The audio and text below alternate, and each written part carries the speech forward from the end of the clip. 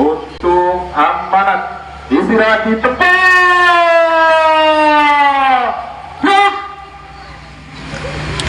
Assalamualaikum warahmatullahi wabarakatuh.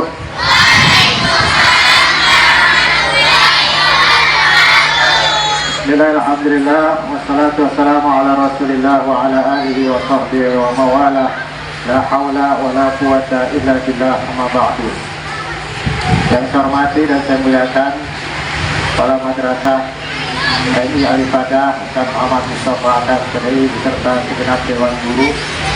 Yang saya hormati para tokoh agama, tokoh masyarakat.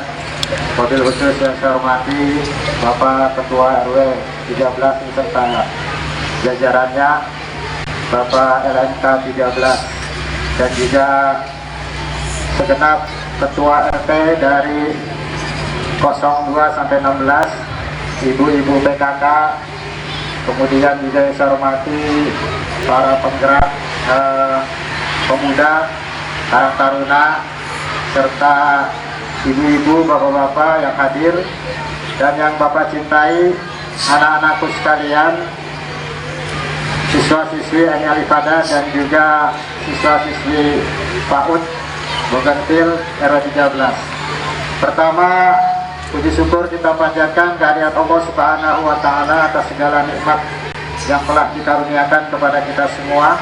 Salawat dan salam kita sanjungkan ke ahli baginda kita Nabi besar Muhammad Sallallahu Alaihi Wasallam.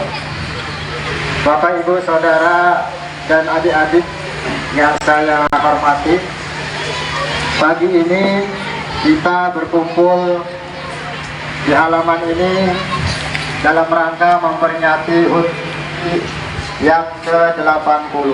Tentunya kita adalah bagian dari anak bangsa, maka tindakan kita hari ini adalah bentuk kecintaan kita ke negara Republik Indonesia, dan ini adalah tidak bertentangan dengan kaidah agama kita. Bahkan ini adalah salah satu dari hubbul waton minal iman. Cinta tanah air adalah sebagian daripada iman. Kalau merasa kita beriman kepada Allah dan Rasul, maka juga harus mencintai negara bangsa yang hari ini kita memperingati usia yang ke-80. Maka kesempatan yang baik ini, mari kita merefleksi diri, merefleksi bagaimana perjuangan-perjuangan para pendahulu kita, para pahlawan-pahlawan kita yang telah rela mengorbankan harta benda bahkan jiwa raganya untuk mewariskan kepada kita sebagai cucunya. Usia 80 tahun kemerdekaan kita ini adalah usia yang sudah sangat dewasa.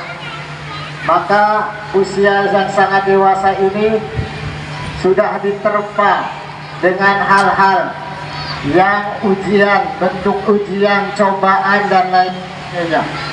Bahkan ketika saat Soekarno memproklamirkan kemerdekaannya tanggal 17 Agustus 1945, itu bukan titik awal, bukan sekali lagi titik awal Indonesia benar-benar merdeka. Karena setelah itu masih ada rongrongan, tantangan, terpaan dari sana sini. Bahkan setelah Indonesia merdeka, kemudian Bapak Presiden Soekarno dan Muhammad Hatta dijadikan pimpinan negara, banyak cobaan-cobaan. Secara de facto memang Indonesia merdeka tanggal 17 Agustus.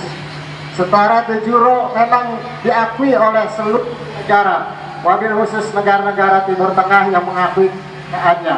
Palestina, India, Arab Saudi, Iran, Irak, semua mengakui bahwa Indonesia merdeka tanggal 17 Agustus 45. Tetapi negara penjajah tetap tidak suka dan tidak senang. Ketika setelah merdeka, timbullah yang namanya agresi Belanda 1 tahun 1946. Kemudian menjajah lagi tahun 1949, agresi militer Belanda yang kedua diboncengi dengan para sekutu-sekutunya. Maka itu masih banyak tantangan, bahkan dari dalam sendiri tantangan itu juga masih ada. Kita kenal yang namanya musuh kenal yang namanya Samion, kita kenal yang namanya Kartosuwiryo. Mereka itu sebenarnya ketika di Surabaya beserta Soekarno di rumah host Cokro Aminoto, ketika belajar dia SMA, dia kos di tempatnya host Cokro Aminoto, di sana ditempa oleh host Cokro Aminoto, ditempa ilmu agama, kepemimpinan, bagaimana berorasi. Tetapi ketika merdeka, Musa berontak dengan PKI Madiun, Jama juga, Samiun juga, kemudian Kartosuwiryo juga berontak. Padahal ketika itu Soekarno dan Musa serta Samiun dan Kartosuwiryo satu rumah, satu kos dengan mereka itu. Tetapi ketika merdeka tetap saja masih ada rongrongan.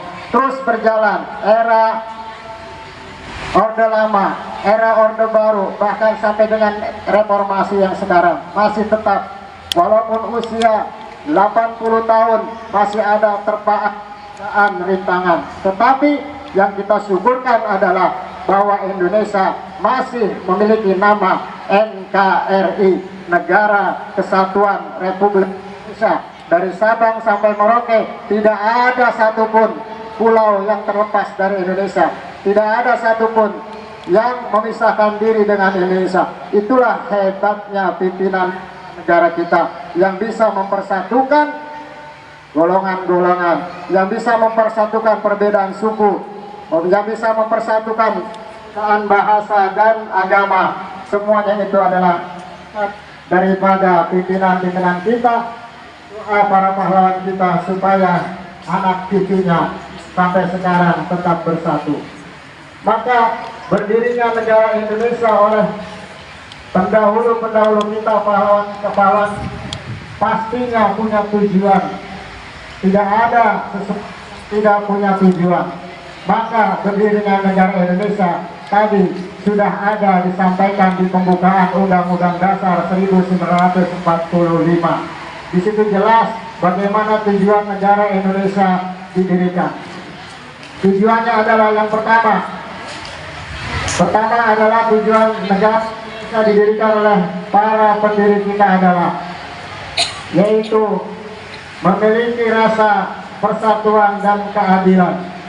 Yang kedua, mensejahterakan rakyat Indonesia. Yang ketiga adalah mencerdaskan kehidupan bangsa.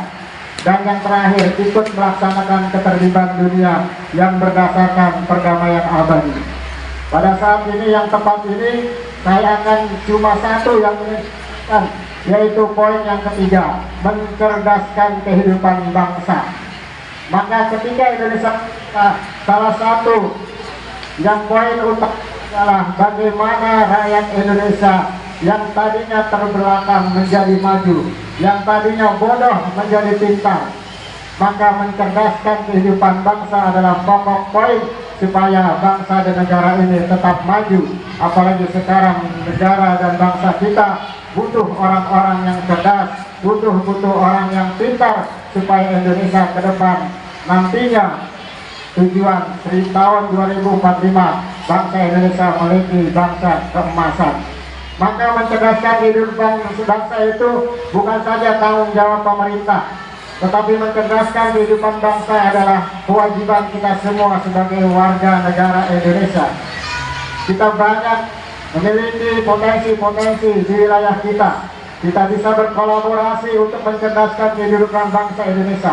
Kita jangan melihat diri kita, tapi lihatlah, pandanglah anak-anak kita yang berdiri di depan. Ini adalah aset kita. Mereka nanti 20-30 tahun yang akan datang mewariskan kita, menggantikan estafet kepemimpinan kita. Kalau kita tidak berpartisipasi dalam mencerdaskan kehidupan bangsa, tidak open, cuek sama sekali, maka tunggulah anak-anak ini 20-30 akan datang akan menjadi rongrongan bagi kita semua. Maka siapapun kita, jadilah kita warga Indonesia yang mau ikut dalam mencerdaskan kehidupan bangsa Indonesia. Kita warisi mereka dengan keilmuan, kita warisi mereka dengan sesuatu yang bermanfaat ke depan. Kita bisa ikut serta dalam mencerdaskan kehidupan bangsa sesuai dengan porsi kita. Kita bisa ikut dalam adil mencerdaskan kehidupan bangsa. Paling tidak kita mendukung pendidikan yang ada di wilayah kita. Di sini kita ada madrasah ibtidaiyah, di sini kita ada PAUD, di sini kita ada TK-TPA, ada pengajian bapak-bapak, pengajian ibu-ibu, pengajian anak-anak. Semuanya ini ada di wilayah kita, dan itu salah satunya yang menjadi keberkahan, mencetak umat-umat yang bertakwa kepada Allah Subhanahu wa taala. Walau anna ahlal qura amanu wattaqau la fatahna 'alaihim barakatin minas samai wal ardh walakinna yakazzabu fa innahum la. Kata Allah akan memberikan keberkahan di daerah itu. Walau anna ahlal qura amanu wattaqau, jika daerah itu, kota itu, wilayah itu, kampung itu, orang-orang yang beriman bertakwa, maka sesungguhnya barakatin minas sama, Allah akan menurunkan berkahnya kepada kampung tersebut, sehingga kampung itu menjadi aman, tentram dan damai. Walaupun ada gesekan, walaupun ada sesuatu yang tidak sependapat, tapi ujung-ujungnya adalah dapat menjadi solusi, karena ada berkah daripada anak-anak didik kita yang mau belajar, yang mau mendoakan setiap hari mendoakan kepada ibu bapaknya, setiap hari mendoakan di musola-musola, di masjid-masjid, majelis mendoakan supaya lingkungan itu baldatun thayyibatun wa rabbun ghafur. Bapak-bapak, ibu-ibu, saudara sekalian, mungkin ini saja yang dapat saya sampaikan. Semoga kiranya kesempatan yang baik ini, momen Hari Raya HUT RI yang ke-10 ini, kita manfaatkan untuk sama-sama kita meningkatkan persatuan dan kesatuan. Kita kolaborasi untuk meningkatkan wilayah kita menjadi wilayah yang penuh dengan berkah dari Allah Subhanahu wa taala.